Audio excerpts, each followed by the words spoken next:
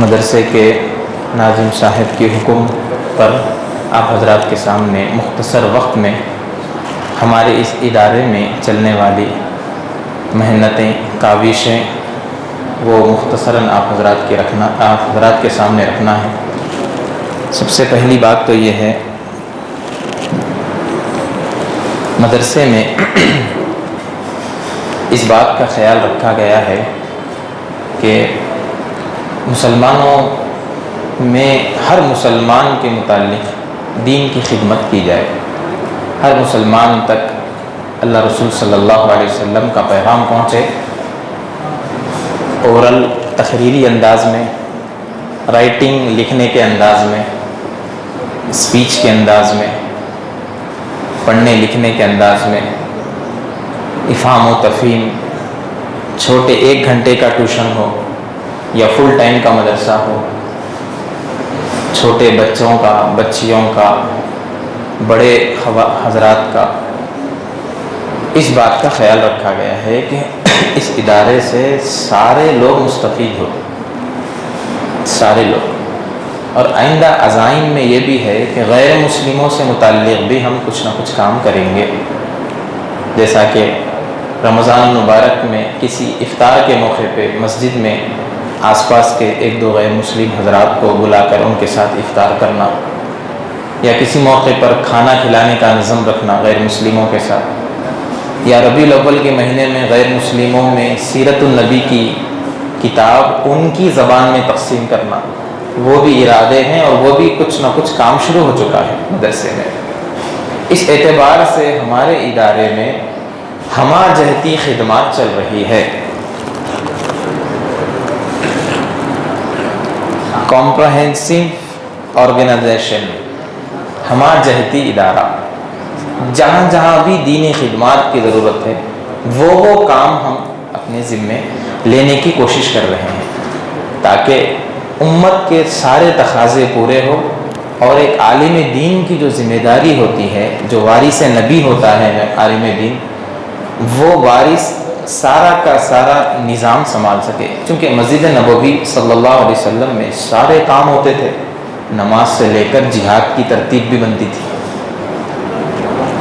ادب سکھلانے، سنتیں سکھانے سے لے کر بالکل قیدیوں کو قید بھی کیا جاتا تھا، وہی پارلیمنٹ، وہی اسمبلی، وہی سب کچھ تھا۔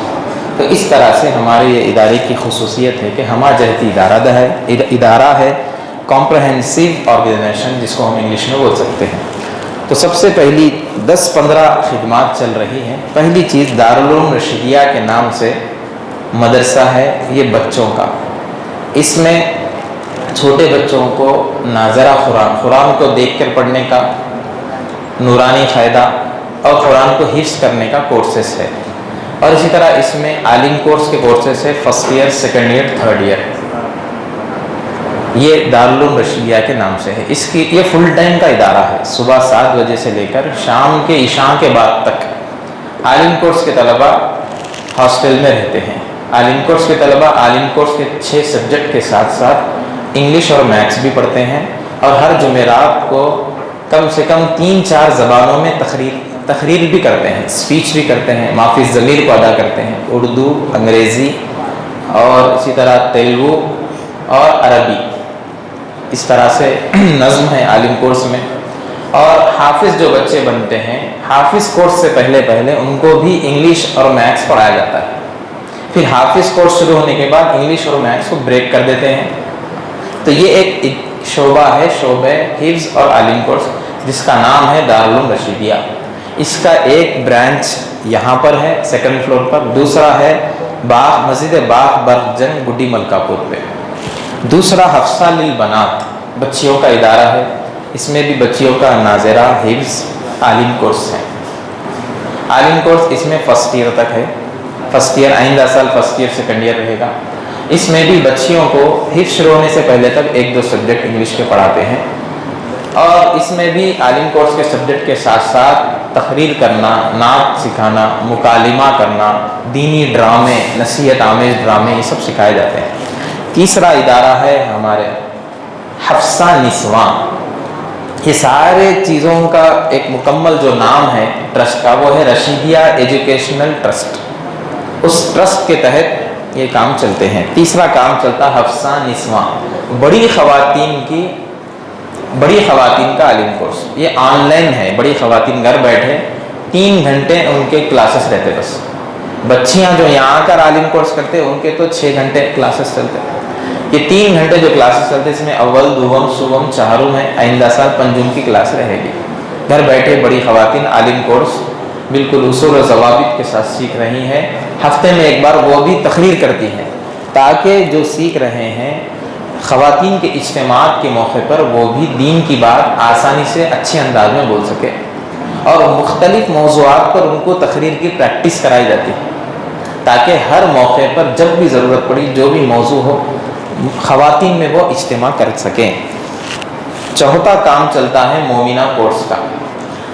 مومنہ کورس جو بہت یعنی ایسی خواتین جو 3 گھنٹے کے عالم کورس کے لیے بھی وقت نہیں نکال سکتی، مصروف ترین ہے یا بوڑھی ہے، بڑی عمر کی ہے، ان کے لیے 1.5 گھنٹے کا یہ مومنہ کورس ہے۔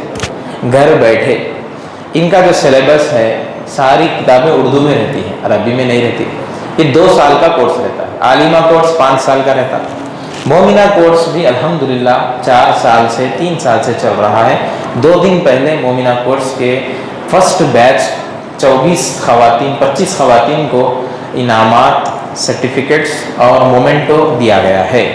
مومنہ کورس کی خصوصیت یہ ہے کہ ایسے وقت میں اس کو رکھا گیا جب خواتین عموماً فارغ رہتی کام کاج سے، 10:30 سے 12 بجے تک۔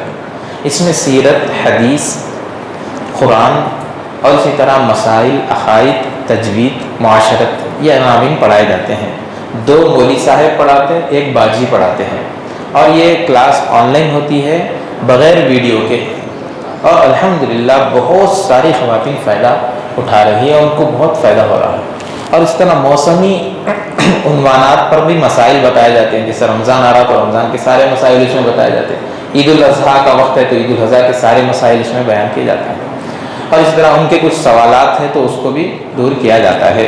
یہ مومنہ کورس کی خصوصیت ہے۔ اسکول، اس سال ہمارے پاس اسکول بھی شروع ہوا ہے، حفظ کے ساتھ، یعنی اسلامک اسٹڈیز کے ساتھ ماڈرن اسٹڈیز، یعنی اسکول کا بھی نظم ہوا ہے۔ صبح 7 بجے سے 12 بجے تک مدرسہ پڑھ لیتے بچے، پھر ظہر کی نماز، لنچ کے بعد پھر 3-4 گھنٹے اسکول کا نظام ہے۔ یہ 1 سال الحمدللہ اسکول کا کامیاب تجربہ رہا۔ PP1 PP2 first class 3 classes ہو گئے ہیں۔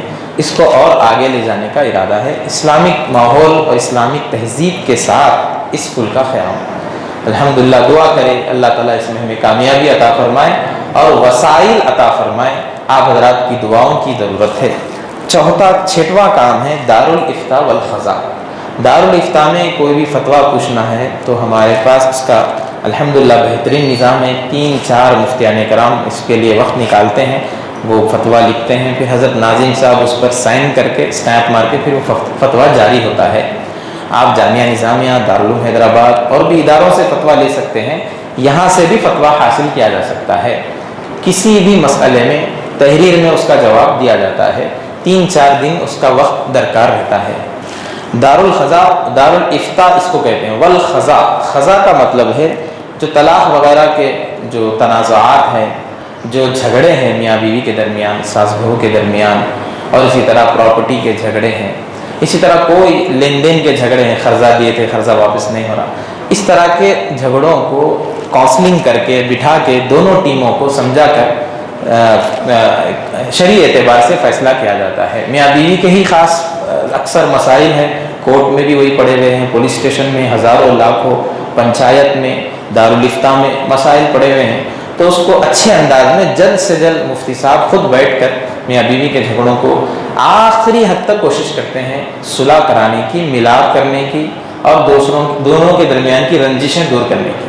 ہاں اگر دیکھتے ہیں فرسٹ میٹنگ ہو گئی، سیکنڈ میٹنگ ہو گئی، اب نبھنا مشکل ہے، دونوں طرف الگ ہونا چاہ رہے ہیں، تو پھر الگ ہونے کی بھی رائے دے دیتے ہیں۔ تو اس طرح سے دارالافتاء والخزاں بھی الحمدللہ منظم چل رہا ہے، اور اس کے اوقات مغرب سے عشاء ہیں، اور صبح کے وقت بھی 10:30 کے وقت بھی ٹائم لے کر آ سکتے ہیں۔ اس کے بعد 7واں کام ہے شعبے تحقیق و تالیف. یہ ہمارے پاس بہت ہی منظم اور بہترین شعبہ ہے. اس میں کتابیں لکھنے کا کام ہے. 2 قسم کی کتابیں لکھی جاتی ہیں. ایک اب تک کوئی عنوان پر اگر کتاب تفصیلی طور پر نہیں لکھی گئی ہے، کمپلیٹ نہیں لکھی گئی ہے، تو ویسی کتاب لکھنے کا اہتمام ہوتا اردو زبان میں. آئندہ آگے پھر اس کو تیلگو اور انگریزی میں بھی بنانے کا ارادہ ہے. ایسی کتاب تیار کی جاتی ہے کہ وہ ما لہ و ما علیہ، یعنی وہ موضوع اور ٹاپک سے متعلق بالکل گھیری ہوئی ہوتی ہے، وہ ٹاپک پورا اس کے اندر رہتا ہے. اب تک مفتی صاحب کی 50 سے 60 کتابیں آ گئی ہے، نئے نئے موضوعات پر، تجارت کے موضوعات پر، زمینات کے موضوعات پر، انشورنس کے موضوعات پر، رمضان کے موضوعات پر، رمضان کے موضوع پر، مختلف موضوعات پر، محرم کے مسائل، کربلا، واقعہ کربلا سے متعلق تحقیقی کتاب ہوتی ہے. اور چونکہ ناظم صاحب محقق مفتی ہے تو کوئی بھی بات بغیر حوالے کے نہیں لکھتے، اتھینٹک رہتی ہے. اور پھر بڑے جو سینئر مفتی رہتے ہیں ہمارے شہر حیدرآباد کے یا باہر ریاستوں کے، ان کو بتلا کر اس میں تخریج بھی لکھائی جاتی ہے، کریکشن کروایا جاتا ہے. سمجھیے وہ حضرات اس کو رائٹ مار دیتے ہیں، بہترین ہے بول دیتے ہیں، تو پھر جب وہ چھپتی ہے تو ایک ایک بات باحوالہ رہتی ہے. اس طرح کی کتاب لکھی جاتی ہے. دوسرا جو کتابوں کا کام ہے، پرانی ایسی کتابیں جو اس کے اندر آج کل کے عوام کو سمجھنا مشکل ہے، تو وہ کتاب کو تسہیل کی جاتی ہے، آسان کیا جاتا ہے. پرانے جیسے عبد القادر جیلانی رحمۃ اللہ علیہ کی کتابیں ہیں، حضرت اشرف علی تھانوی رحمۃ اللہ علیہ کی کتابیں ہیں. تھوڑا گاڑی اردو تھی، اس زمانے کی زبان تھی، تو آج کل ذرا سمجھنا مشکل ہوتا ہے، تو اس پہ تسہیل اور تعلیق کا کام، تخریج کا کام کیا جاتا ہے. تو اس طرح سے نئے نئے موضوعات پر کتابیں لکھنے کا کام الحمدللہ منظم انداز میں چل رہا ہے. 3-4 علماء اکرام ایسے ہیں جو آدھا وقت اس کام میں صرف کرتے ہیں. 6 گھنٹے کا مدرسہ ہے تو 3 گھنٹے اس میں دیتے ہیں. اس کے بعد لائبریری 18 لاکھ کی کتابیں 2 سال کی محنت سے یہاں جمع ہوئی ہیں. لائبریری وسیع و عریض ہے، عربی، اردو، انگلش، تیلگو کتابیں موجود ہیں. باہر کے افراد بھی وہاں آ کر استفادہ کر سکتے ہیں اور مدرسے کے اساتذہ اور طلباء بھی اس سے استفادہ کرتے ہیں. اور نیز جو تحقیق کا جو کام ہے کتابیں لکھنے کا، اس کے لیے لائبریری سے تعاون بھی لیا جاتا ہے. اسی کتابوں کو پڑھ کر کتابیں اور لکھی جاتی ہے. اس کے بعد ایک کام چلتا ہے مکاتب کا. مکاتب کا جو کام چل رہا ہے، یعنی چھوٹا ٹیوشن، عربک ٹیوشن اسکول پڑھنے والے بچوں کے لیے. حیدرآباد میں بھی 3-4 مکاتب ہے، نرساپور میں مکاتب ہے، کڑبا میں مکاتب. اس طرح سے 10 مکاتب ہمارے اس ٹرسٹ سے چل رہے ہیں. یعنی یہاں سے وہاں یوں سمجھے ان کی خدمت کی جاتی ہے پیسوں کے اعتبار سے، اور اسی طرح ماہانہ رپورٹ بھی دی جاتی ہے. مکاتب کی اہمیت آپ حضرات سب جانتے ہیں، کیونکہ مدارس میں پڑھنے والے بچے 2 یا 3% ہوتے ہیں مسلمانوں کے. اسکولوں میں پڑھنے والے بچے 97% ہوتے ہیں. ان بچوں کی ایمان کی، دینی تربیت کی، دینی ذہن سازی کی فکر بہت بڑا تقاضا ہے. تو یہ مکاتب ہی پورا کر سکتے ہیں. وہ ان لوگوں کو بولے بھائی پوروں کو وہاں سے یہاں ڈالو مدرسے میں، بولتے وہ پیرنٹس تو ماننے والے نہیں ہیں. بس اتنا مان سکتے وہ پیرنٹس، اسکول سے آنے کے بعد 1 گھنٹہ مول صاحب کے سامنے بٹھا دو. تو وہ مکاتب بھی یہاں چلتے ہیں اور مکاتب بھی آگے بڑھانے کا ارادہ ہے. اسی طرح خواتین کا اجتماع، اپنا یہاں کے ادارے میں خواتین کا اجتماع چلتا ہے ہر ہفتے کے تیسرے اتوار کو 2 بجے سے 4 بجے تک. اس اجتماع کی خصوصیت یہ ہے کہ پہلے 20 منٹ میں عقائد کا سبق ہوگا، دوسرے 20 منٹ میں معاشرت کا، گھر میں کیسا رہن سہن.